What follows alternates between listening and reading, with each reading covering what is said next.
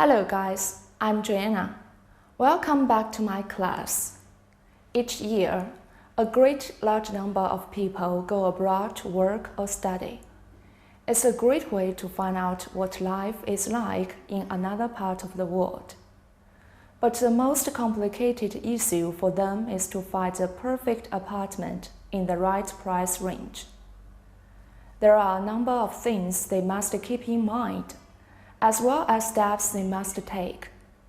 To help make the process simpler, this class will provide suggestions about how to rent an apartment, including the steps of hunting for an apartment and the expressions used in renting the apartment. Let's break it down. Step 1.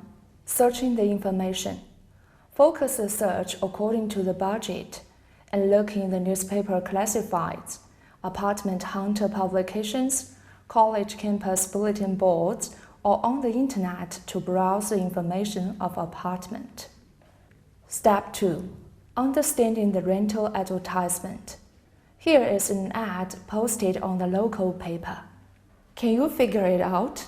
Most daily and weekly newspapers have a classified advertising section, where they publish advertisements for apartments and houses that are available to rent.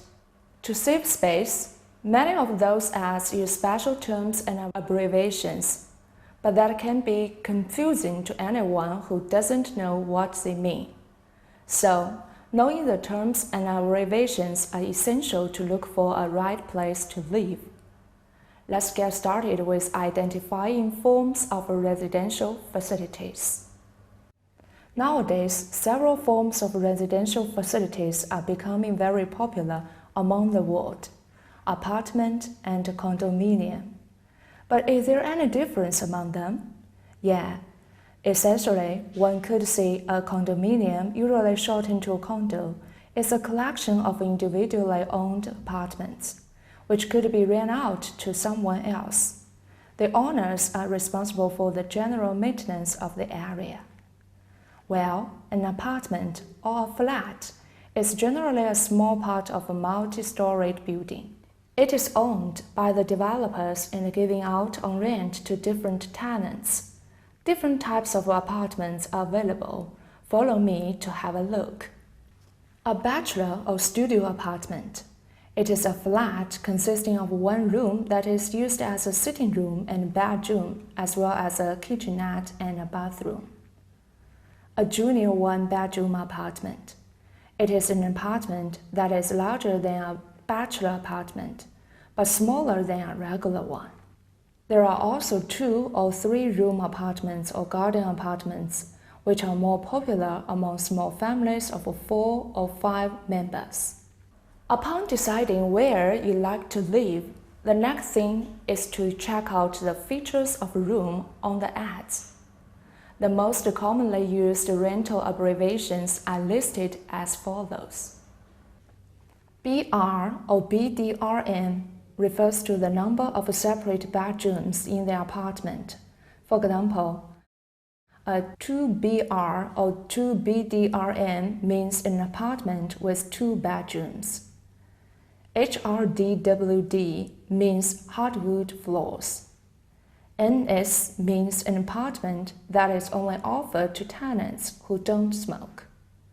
PRKG refers to the number of parking spots that comes with an apartment. For example, 1 PRKG means the apartment has 1 parking spot. SQ.FT. is for the size of apartment, as measured in square feet. To convert square feet to square meters, multiply the number by 0.09.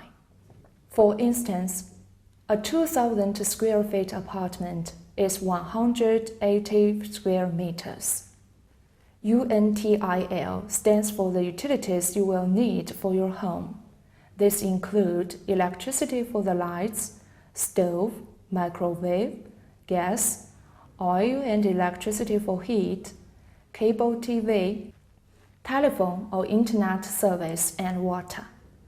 If an ad gives the rent followed by a plus sign, It means you will pay for the utilities on top of the monthly rent. AC stands for air conditioning, usually central air conditioning. APPL means appliances. All apartments must include a refrigerator and a stove. Some will also have other appliances such as a dishwasher or a clothes washer and dryer. 15 MINDNTWN means the apartment is located 15 minutes from downtown. DEPREQD refers to security deposit required. FNCDYD stands for a fenced yard. Now, would you like to try to describe the ad? This piece of ad can be described like an apartment with 3 bedrooms and 1 bathroom is for rent. The tenant should be a single family. The apartment is equipped with a hardwood floors, washer and dryer, air conditioner, and electricity heating system. With these utilities, the monthly rent is within $700. Pets are not allowed. This piece of rent is valid before July. If interested, call at 555-1001. Okay, that's for the ads. Once you have identified ads for housing that appear to meet your needs, it's important to negotiate with the landlord. Step 3. Negotiating with the landlord. To know more specific information, you may ask the landlord something about renting. Asking for the beginning and expiration date, you may use. What day is it due? When can I move in? What day is the rent payment due? Is the apartment available for immediate occupancy? Asking for the rental price and information, you can say, How much is the rent? To whom is it paid? Is there a security deposit? If so, how much? Asking for the utilities, you may say, Are any utilities included in the rent? If so, which ones? What utilities are not included? Is the apartment wheelchair accessible? What utilities are not included in the rent? Asking for the restrictions, you may say, May I have pets? Are children permitted? Are there restrictions that apply to the apartment? What restrictions apply to the apartment? Asking for the lease, you can use, Is a lease required? What is the term of the lease? Is a lease required? If so, for how long? Step 4. Inspecting a potential apartment. Before you sign the rental agreement, inspect a potential apartment. When you inspect an apartment, the most important thing is not to let the looks deceive you. You are supposed to take a closer look at pipes, sink faucets, shower heads and water, electricity and appliance, walls and windows, and noise around the apartment. Step 5. Signing the rental agreement. If the landlord selects you as a tenant, the landlord usually requires your signature on a written rental agreement, which is called a lease. The lease protects the rights of both the landlord and the tenant.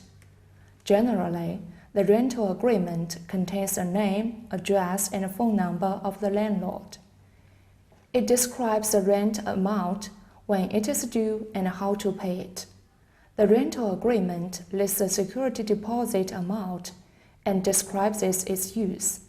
It includes information about late fees, the number of people allowed to reside in the house, who pays the utilities, and if pets are allowed. Congratulations! Following these steps, you will successfully find a rental home that fits your budget and lifestyle. I'm Joanna. Thanks for your attention. See you next time.